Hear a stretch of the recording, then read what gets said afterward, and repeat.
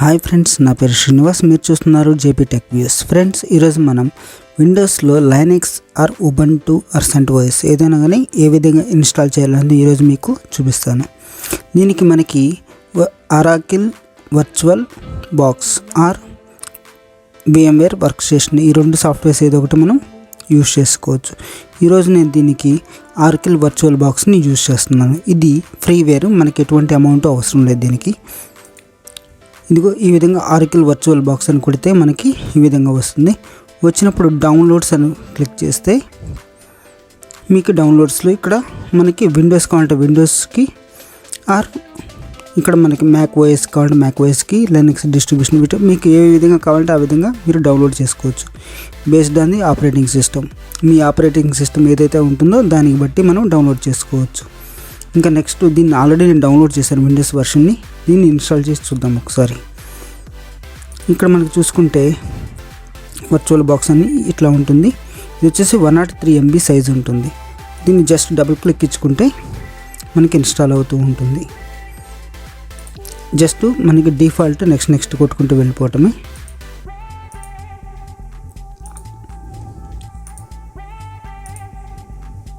ఈ విధంగా నెక్స్ట్ కొట్టుకుంటూ వెళ్ళిపోవటమే అనమాట. దానికి స్పెషల్ గేమింగ్ ఫీచర్స్ ఏమి ఉండదు.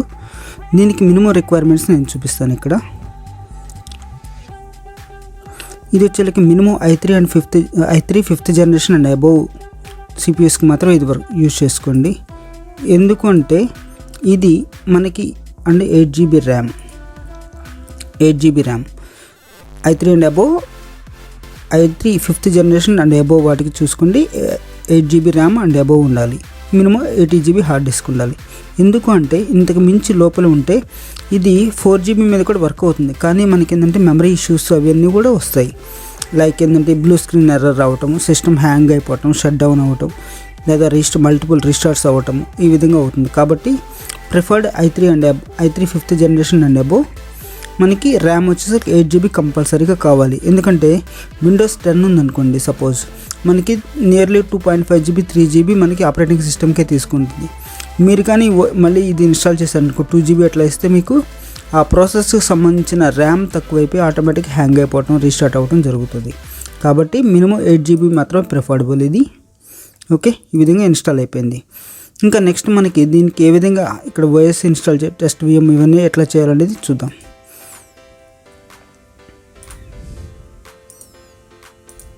ఇక్కడ నేను కొత్తది మనకి VM ఇన్స్టాల్ చేయాలి అంటే ఇది మీకు లైనక్స్ కానీ ఉబంటు కానీ సెంట్ఓఎస్ కానీ లేదంటే విండోస్ 10 ఏదైనా కూడా మనం ఇన్స్టాల్ చేసుకోవచ్చు. ఇక్కడ మనం ఫస్ట్ వచ్చేకి ఇక్కడ న్యూ ఆప్షన్ సెలెక్ట్ చేసుకోవాలి. ఇక్కడ మనం ఏదైతే మనం సపోజ్ సిస్టమ్ నేమ్ ఇస్తామో ఆ విధంగా ఇక్కడ కూడా సిస్టమ్ నేమ్ ఇవ్వాలి. నేను ఉబంటు అని ఇస్తున్నా. ఓకే, ఇది బై డిఫాల్ట్గా ఈ లొకేషన్లో Cలో మన ఏదైతే యూజర్ నేమ్ ఉంటుందో ఆ యూజర్ నేమ్లో వర్చువల్ బాక్స్లో VMస్లో ఇన్స్టాల్ అయిపోతుంది. లేదు అనుకుంటే మనం లొకేషన్ని చేంజ్ చేసుకోవచ్చు. ఇట్లా క్లిక్ చేసి అదర్స్లోకి వెళ్ళి లొకేషన్ మనం సెలెక్ట్ చేసుకోవచ్చు. నేను వచ్చేసరికి D డ్రైవ్లో సెలెక్ట్ చేసుకుంటా, ఎందుకంటే అందరికీ C డ్రైవ్లో స్పేస్ ఉండదు కాబట్టి నేను D డ్రైవ్లో సెలెక్ట్ చేసుకున్నా. ఇక్కడ మనకి ఆప్షన్స్ ఉంటాయి.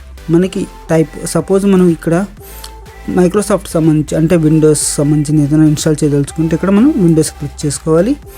కింద మనకి నంబర్ ఆఫ్ ఆప్షన్స్ ఉంటాయి. XP కానీ server 2003, vista, server 2008, Windows 7, Windows 8, Windows 8.1, Windows 10, server 2016, 19 అన్నీ కూడా మనకి ఇక్కడ సపోర్ట్ చేస్తాయి. ఇంకేదైనా అదర్ వర్షన్స్ ఉంటే మనకి 32-bit 64-bit మనం ఏదైతే సెలెక్ట్ చేసుకుంటే దాన్ని బట్టి మనకి మెమరీ అలొకేషన్స్ అన్నీ కూడా రికమెండేషన్ చూపిస్తుంది ఇది.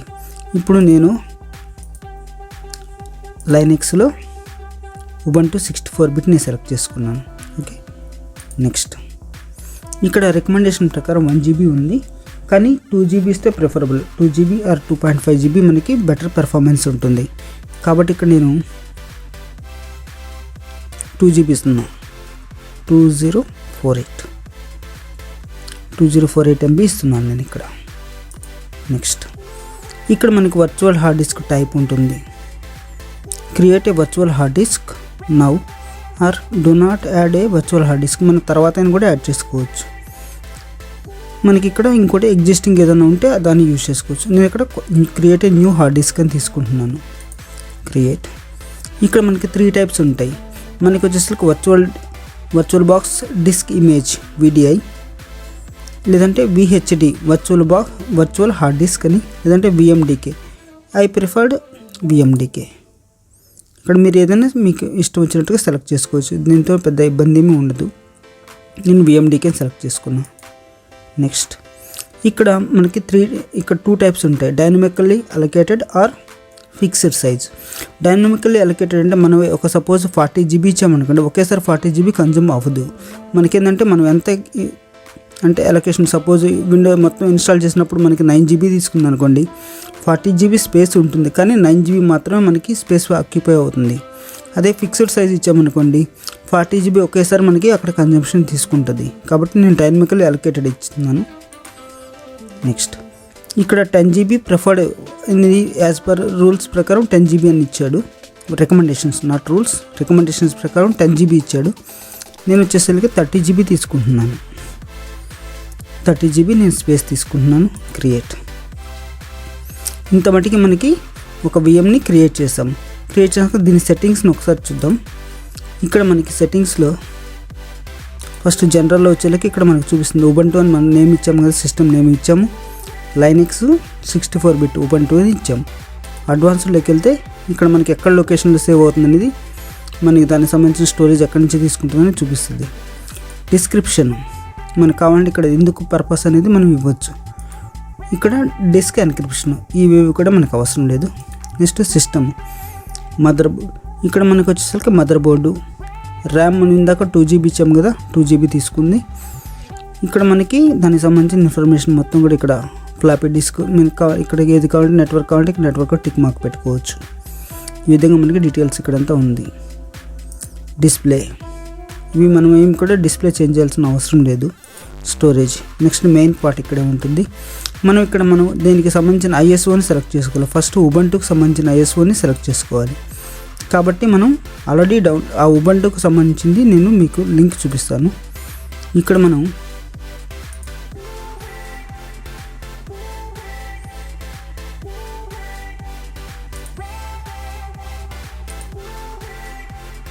ఉబంటుకు సంబంధించిన ఇన్ఫర్మేషన్ మొత్తం నేను చూపిస్తాను.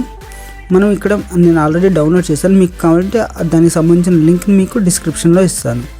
మీరు థర్డ్ పార్టీ సైట్లోకి వెళ్ళి డౌన్లోడ్ చేయాల్సిన అవసరం లేదు. మనకి అఫీషియల్ సైట్లోనే ఫ్రీగా దొరుకుతుంది.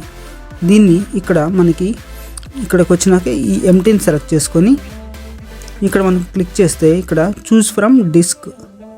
చూజ్ ఏ డిస్క్ ఫైల్ అని ఉంది. ఇక్కడ చూసుకుంటే మనకి ఆల్రెడీ నేను డౌన్లోడ్ చేసి ఉంచాను ఉబంటు ఫైల్. ఇది మనకి నియర్లీ 2.7 GB దాకా ఉంది. ఇలా ఓపెన్ చేసుకుంటే మనకి ఇక్కడికి వచ్చేసి అటాచ్ అయిపోతుంది. మనకి ఏంటంటే ఇది CD డ్రైవ్ లాగా వర్క్ అవుతుంది ఇక్కడ. నెక్స్ట్ ఆడియో, దీన్ని కూడా మనం ఏం టచ్ చేయాల్సిన అవసరం లేదు. నెక్స్ట్ నెట్వర్క్, ఇక్కడ మనకి one of the main part. ఇది నెట్వర్క్లో మనకి 3 పార్ట్స్ ఉంటాయి. Not, bridge head adapter, next వచ్చి హోస్ట్ ఓన్లీ అడాప్టర్. మనము నాట్ సెలెక్ట్ చేసుకుంటే, నాట్ కానీ హోస్ట్ ఓన్లీ అడాప్టర్ కానీ సెలెక్ట్ చేసుకుంటే మనకి అవుట్ నుంచి కమ్యూనికేషన్ అవ్వదు. మీన్స్ దీనికి ఇంటర్నెట్ యాక్సెస్ కానీ ఏది కూడా అవ్వదు. మనం బ్రిడ్జ్ హెడ్ అడాప్టర్ సెలెక్ట్ చేసుకుంటే దీనికి ఇంటర్నెట్ వర్క్ అవుద్ది, యాజ్ వెల్ యాజ్ మనం బయట సిస్టమ్, మనం ఏదైతే ఆపరేటింగ్ సిస్టమ్ ఉంటో మన లోకల్ ఆపరేటింగ్ సిస్టమ్ నుంచి దీని కమ్యూనికేషన్ కూడా చేయొచ్చు. కింద మనకి వైర్లెస్ని సెలెక్ట్ చేసుకున్నాం. అంటే మీరు ల్యాన్ పెట్టుంటే ఇక్కడ మీకు చూపిస్తూ ఉంటుంది, ల్యాన్ సెలెక్ట్ చేసుకోండి. నాదైతే వైర్లెస్లో ఉంది కాబట్టి నేను వైర్లెస్ని సెలెక్ట్ చేసుకుంటున్నాను. నెక్స్ట్ ఇంకా సీరియల్ పోర్ట్ ఇవన్నీ కూడా మనకేం అవసరం లేదు. ఈ మెయిన్ థింగ్ మనకి ఫస్ట్ జనరల్, దీంట్లో ఏదంటే సిస్టంలో ఒకవేళ సపోజ్ ఇచ్చినా కూడా మనం ర్యామ్ పెంచుకుంటే ఇక్కడికి వచ్చి ఇంక్రీజ్ చేసుకోవచ్చు ర్యామ్ని. సపోజ్ ఇక్కడ 2048 ఉంది కదా, నేను వచ్చేసరికి 3000 ఇస్తున్నాను. మళ్ళీ కాదు పెంచుకోవాలనుకున్నా 3000 ఇచ్చాను. ఓకే, ఇట్లా ఇంక్రీజ్ చేసుకోవచ్చు. డిస్ప్లే కూడా ఏం అవసరం లేదు. స్టోరేజ్ పార్ట్ మనకి మెయిన్ కూడా storage part, system, storage part and network, ఈ 3 మనకి మెయిన్ అనమాట చేంజెస్ చేసుకోవడానికి. ఓకే, నేను ఓకే కొట్టేశాను. ఈ మొత్తం కూడా సేవ్ అయిపోయింది. దీన్ని వీడియో లెంత్ అవ్వటం వల్ల నేను దీన్ని 2 పార్ట్స్గా చేస్తున్నాను. ఓకే, సెకండ్ పార్ట్ దీనికి ఎట్లా ఇన్స్టాలేషన్ ఏం చేయాలనేది నేను సెకండ్ పార్ట్లో మీకు ఎక్స్ప్లెయిన్ చేస్తాను. This is Srinivas signing off. Thanks for watching JP Tech Views.